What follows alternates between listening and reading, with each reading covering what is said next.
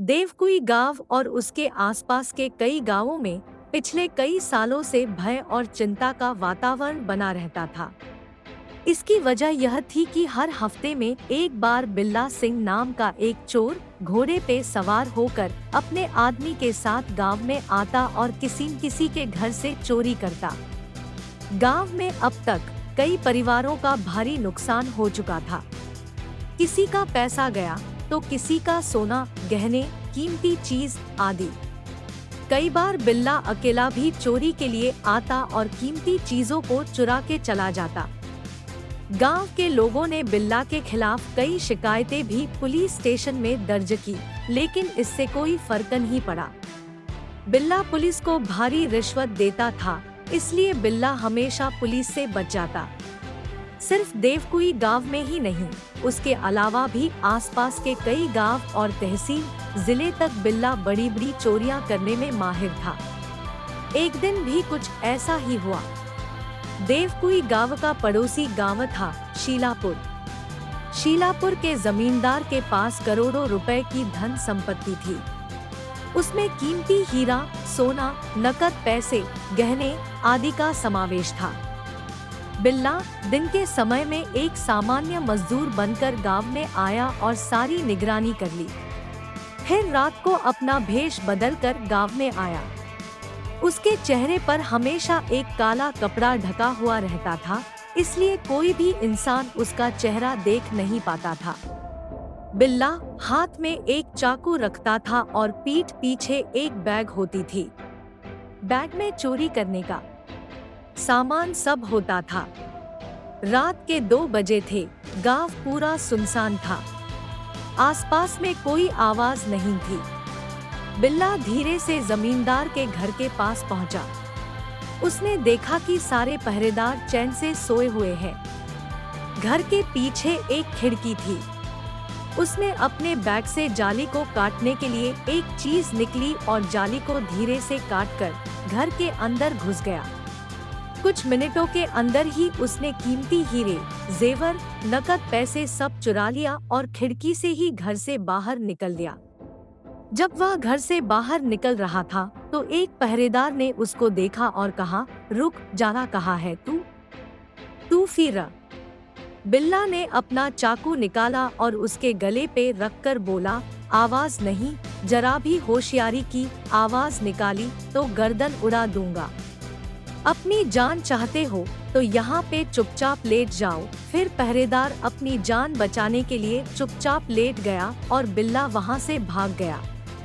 सुबह जब जमींदार को यह बात पता चली तो उसने अपने सारे पहरेदारों को उनकी लापरवाही के लिए काम से निकाल दिया और नए पहरेदार रख लिए, जो पूरी रात उनकी रक्षा कर सके और चोर डाकू से वीरता से लड़े। जमींदार और उसकी पत्नी फूट फूट कर रोने लगे, क्योंकि उनके पास जो कुछ था सब चोर लूट कर चला गया। अब बस रहने के लिए मकान था और रोजी रोटी के लिए जमीन थी। बिल्ला चोरी का सारा सामान लेकर जंगल की तरफ चला गया। बिल्ला गांव से बहुत दूर एक जंगल में रहता था, जहां कोई आता जाता नहीं था। उसने चोरी का सारा सामान एक गुफा में छुपाया था। बिल्ला के पास कुल 5 आदमी थे जो वीरता से भरे हुए थे। बिल्ला कई बार उनको अपने साथ चोरी करने के लिए ले जाता था और 1 से 2 आदमी को पैसे, सोने, गहने आदि सबकी रक्षा के लिए गुफा के बाहर पहरा देने के लिए बोलते थे। बिल्ला ने एक बार अपने 5 आदमी को बुलाया और बैठक की। उसने कहा, दोस्तों, छोटा मोटा हाथ बहुत मार लिया, अब चलो कुछ दिनों के लिए शहर में जाते हैं और बड़ा हाथ मारते हैं। सारे आदमी उसकी बात से सहमत हुए। उसने अपने सबसे वफादार आदमी सुमित को शहर में भेजा और कहा, तुम शहर में जाओ, शहर का सबसे अमीर इंसान कौन है ढूंढो और कुछ निगरानी करके आओ। याद रहे कि तुम्हें यह काम बड़ी सावधानी और चतुराई से करना होगा। सुमित ने बिल्ला की बात मानकर कुछ दिनों शहर में ठहरा और बतौर मजदूर उसने काम किया। मजदूरी का काम करते हुए उसने अपने साथ काम करते कुछ मजदूरों को पूछा, यहाँ का सबसे अमीर इंसान कौन है? आपको पता है? बस ऐसे ही पूछ रहा हूँ, बाकी अपना तो नसीब ही कहा कि अमीर बने। मजदूर हूँ, मजदूरी करके अपना घर चलाता हूँ। इस शहर के सबसे अमीर इंसान तो हमारे मालिक है। हम जिस बिल्डिंग के कंस्ट्रक्शन का काम कर रहे हैं, उसका मालिक शेठ धर्मराज। वो इस शहर का सबसे रईस और धनवान व्यक्ति है, एक आदमी ने जवाब दिया। सुमित ने कहीं से पता लगाया कि उनका घर कहाँ पे है। फिर वह चुपके से उनके घर के आसपास गया और निगरानी की। कुछ दिनों काम करने के बाद वह फिर से वापस जंगल में आ गया, जहाँ पे उनका सरदार बिल्ला सिंह और उनके आदमी उसकी प्रतीक्षा कर रहे थे। सुमित ने बिल्ला सिंह और अपने साथियों को सारी जानकारी बताई। बिल्ला सिंह ने सुमित को शाबाशी दी और एक मजबूत योजना के लिए खुद कुछ दिनों निगरानी करने का फैसला लिया। बिल्ला अगली सुबह ही अपना भेष बदलकर एक माली के रूप में शहर चला गया। वो धर्मराज के घर के नजदीक ही फूल बेच रहा था। एक दो दिन उसने फूल बेचे और साथ में धर्मराज के ऊपर भी कड़ी नजर रखी। वह कितने बजे घर से बाहर जाता है, कितने बजे वापस आता है, घर में कौन कौन रहता है, सारी जानकारी कुछ दिनों में हासिल कर ली।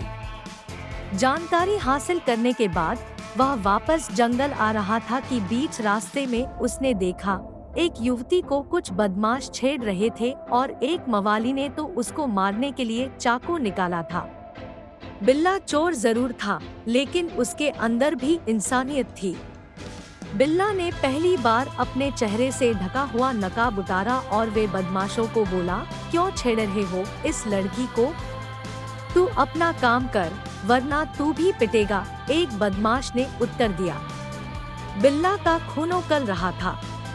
उसने पास में पड़ा एक डंडा उठाया और उन बदमाशों को पीटना शुरू कर दिया। कुछ बदमाशों को हाथ और पैर की मदद से पिटाई की तो कुछ बदमाशों को डंडे से पीटा।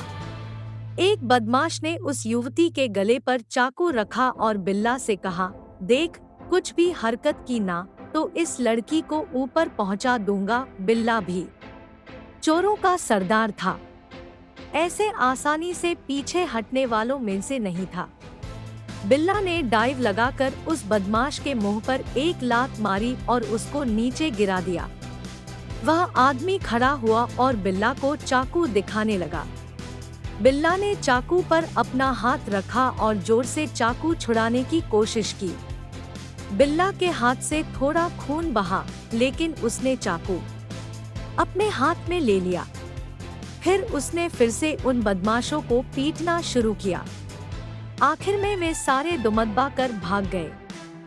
उनके भागने के बाद बिल्ला ने उस युवती को खड़ा किया, उसको पानी पिलाया और उसके बदन को एक कपड़े से ढका।